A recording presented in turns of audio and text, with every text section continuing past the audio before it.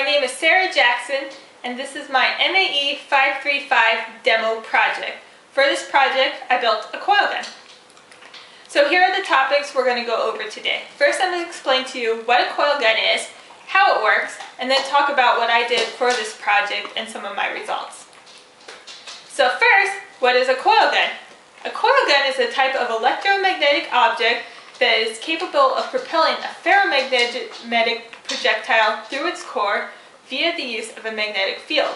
The basic components of a coil gun are the solenoid or coil, the circuit, capacitor, and power source. Of course, some coil guns have more than others, but that's the basic form. So, how does a coil gun work? Well, when a current is applied to the solenoid, a magnetic field is formed. This draws the projectile towards the core where the magnetic field is strong enough. When the current is then removed, there's a change in the magnetic flux. And we know, according to Lenz's law, that an induced current in the object will want to go in the opposite direction of the change in magnetic flux. Due to this law, this will cause the projectile to shoot outside of the coil gun. So here's some of the laws I just were discussing cover a coil gun. The first is Ampere's law, which states that the magnetic field is related to the number of turns of the coil times the amps divided by the length of the coil. So obviously the more turns you have, the stronger magnetic field you can be expected to have. The second law, which I also talked about, is Lenz's law, which is the reason why the projectile is able to shoot out of the solenoid. So here are my specific experiments and methods. Basically, I took a disposable camera charging circuit.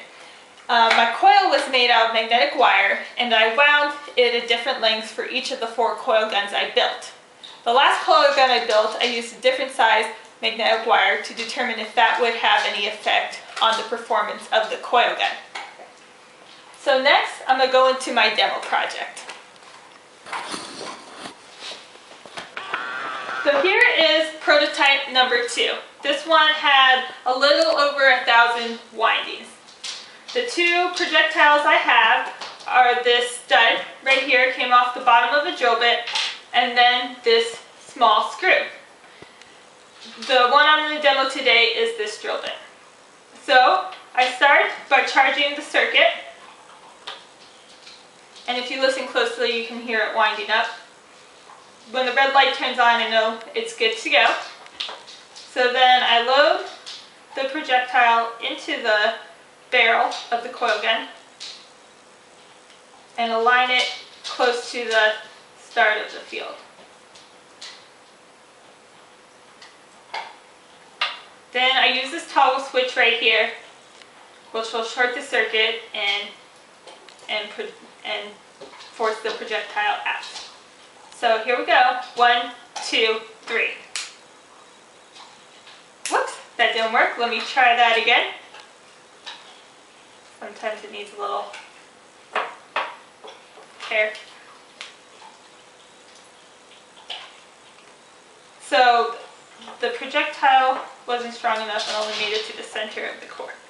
Let's try this again.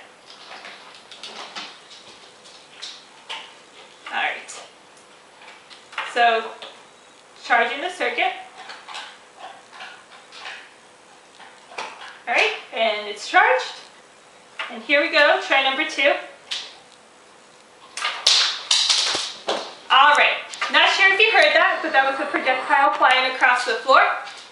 So, basically the result of this was this coil gun performed the best out of all 4. Now that might seem a little strange since it had a smaller number of coils, but I believe that the coils were more uniformly distributed, which produced a better coil gun. Well, thank you for your time, and I hope you enjoyed my presentation.